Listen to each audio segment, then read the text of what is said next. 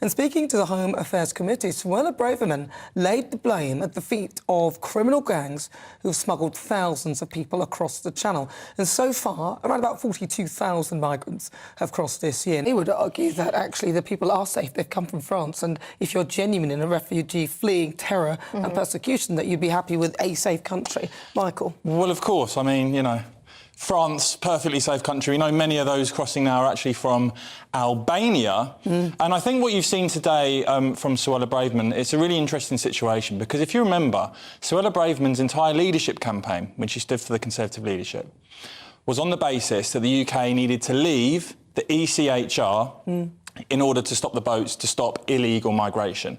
She said that when she was the Attorney General. Now, as Home Secretary, you've got Suella Braverman having to take questions from MPs, not able, because it isn't the government's policy, to put in place her plan that she's advocated previously, that the UK must leave the ECHR. For instance, talk of the Rwanda policy. You heard lots of talk about the Rwanda policy. What's happened to that? That was announced back in April, that deal, by Priti Patel. And it hasn't happened. The reason it hasn't happened is because there was an intervention from a foreign judge in a European court who blocked British government policy. That's the situation that we're in. Suella Braverman herself, her personal view, and she's advocated leaving the ECHR. But I think it's frankly absurd that she now, as Home Secretary, isn't able to deliver something she said time and time again publicly is the real solution to stop this madness. And don't forget, you know, it's astounding to think it was 28,000 people last year. It's over 40,000 people so far already this year. This isn't something that's just happened suddenly. The government, you know, strategy of giving the French authorities lots of money and hoping that they'll stop this is a complete wing and a prayer. It isn't going to work. It hasn't worked, and we need something much more radical. I mean, look, what do you think? Where's the limit here? I might as well throw away my passport and just start turning up to countries because I fancy going there for a couple of weeks, however. I mean, you've got to have legal and safe routes, and you've got to